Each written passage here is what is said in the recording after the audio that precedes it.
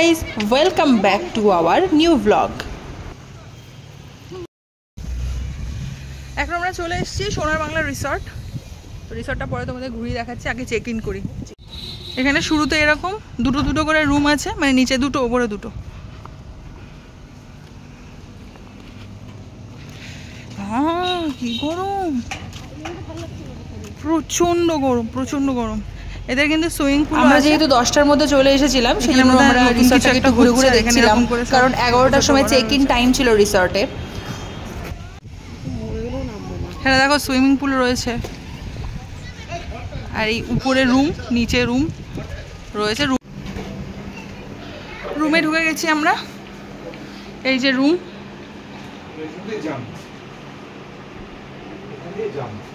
Bathroom বেশ সুন্দর ফল ceiling করা রয়েছে। হোটেলের ওনার বলেছিলেন যে আমি পুল ভিউ রুম নিচ্ছি, কিন্তু যখনই আমি রুমে আসি তখন দেখছি পুল ভিউ তো না, কিছুই ভিউ দেখা যাচ্ছিল না। হোটেলে ঢুকতেই আমাদের এরকম একটা অভিজ্ঞতার মুখোমুখি হতে হলো। এখন মাকে প্রণাম করছে অর্পণ। বাবা, এটা কি প্রণামের ছিরি গো। গাইজ, আজকে জামাই ষষ্ঠী, আমরা ভীষণ এক্সাইটেড। তো আমরা হচ্ছে দুপুরবেলা সমস্ত কিছু লাঞ্চে যে মেনু আছে সব এই রিসর্টে দিয়ে দিয়েছিলাম, কিন্তু আমাদের কোনো অকেশন হচ্ছে মাটন ছাড়া হয় না, কারণ মাটন আমার আর অর্পণের দুজনেরই ফেভারিট। কিন্তু এই রিসর্টে আজকে মাটন হবে না, বা যারা হচ্ছে মাটন আগে অর্ডার করছে তারাই পাবে, কিন্তু আমরা 11টার সময় অর্ডার করেছিলাম, সেই কারণে হয়তো আমরা মাটন পাবো না। তো সেই জন্য মাটন এখান থেকে ক্যান্সেল করেছি। এবার আমি আর অর্পণ বেরোচ্ছি ছেলেকে নিয়ে, অবশ্যই বাবাও যাবে। মাটন হচ্ছে কোথায় পাওয়া যায়, কোন রিসর্ট না কোন রেস্টুরেন্টে পাওয়া যায় সেটা দেখবো, মাটন নিয়ে আসবো, তারপর আমাদের একটা সুন্দর খাওয়া দাওয়া শুরু হবে। তো এই রুমের সঙ্গে যে ব্যালকনিগুলো আছে না, এগুলো ভীষণ ভালো লাগছে। রুমটা যদিও খুব পরিষ্কার আমি বলবো না, মোটামুটি, কিন্তু মোটামুটি ভালোই, খুব যে খারাপ তা না, আবার খুব যে ভালো সেটাও না। আমরা বেরিয়ে পড়েছিলাম মাটন খুঁজতে। এখন আমরা যাচ্ছি কোথায় বাবাই বলে দাও, বলে মন্দার। Very good. এই রেস্টুরেন্টটাতে আমরা ফাইনালি মাটন পেলাম। সে ওমকারের খাবার, এই দেখো মাছ ভাজা আর ভেতরে খাবার আছে। ব্যালকনিতে আমরা সবাই এসে একটু চিল করছিলাম, সঙ্গে সঙ্গে চলে এলো লাঞ্চ। লাঞ্চ মেনুটা তো স্পেশাল ছিলই, জানো তো জামাই ষষ্ঠীর মেনু বলে কথা। ভাত, ডাল, আলু পোস্ত, মাছ ভাজা, মটর পনির, কাতলা কালিয়া, পমফ্রেট পোস্ত, খাসির মাংস, চিকেন দু পেঁয়াজা, চাটনি, পাঁপড়, মিষ্টি, আরও অনেক রকমের মেনু ছিল। মেনু নিয়েই তো জামাই বসেই পড়েছে, দেখতেই পাচ্ছ। দেখো, ওমকারও ঘুম থেকে উঠে পড়েছে, সব লাইট টাইট জ্বলে গেছে। এবার যাই গিয়ে বাবা মাকে ডাকি।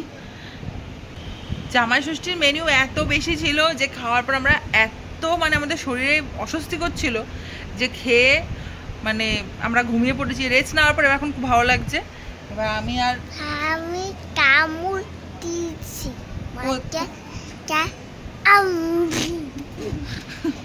সন্ধ্যাবেলা চা চলে এসছে, চা পরিবেশন করছে জমাই, আমাদের জমাই।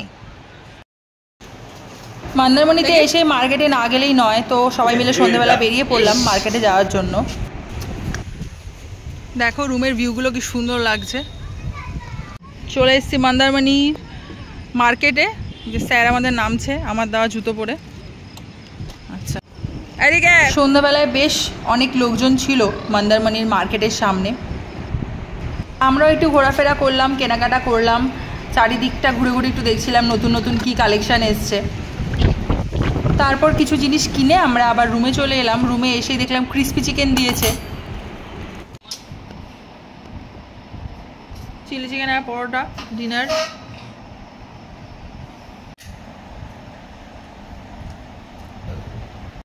ওমকার আজকে সকাল 5টায় উঠেছে, আর আমরা শুয়েছি কিন্তু কালকে রাত 2টোয়। গুড মর্নিং সবাইকে। আর আজকে আমাদের ফেরার দিন। মন্দারমণির এই রিসর্টটায় আমরা ছিলাম একটা দিন। এখান থেকে কিন্তু এই রিসর্টটার নাম তোমাদেরকে মনে হয় আমি বলিনি এখনও। রিসর্টটার নাম হচ্ছে সোনার বাংলা রিসর্ট। এখানে সবাই আমরা এবার একটু মন্দারমণি বিচে যাচ্ছি, কালকের থেকে যাওয়া হয়নি। তুমি বলো। কালকের থেকে গেস্টরা এত এসেছিল, এদিকটা আমরা আসতেই পারিনি, এত ভিড় ছিল। তো সচরাচর সমুদ্রে যাবো তো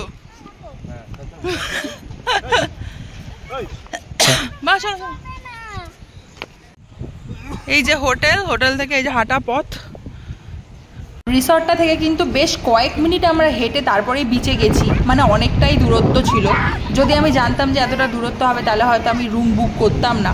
যাই হোক, বিচে পৌঁছে যাওয়ার পর ওমকার খুব এনজয় করছিল। জানোই তো আমাদের সমুদ্র ভীষণই ভালো লাগে, বছরের মধ্যে কতবার যে সমুদ্রে চলে যাই তার নেই কোনো ঠিক।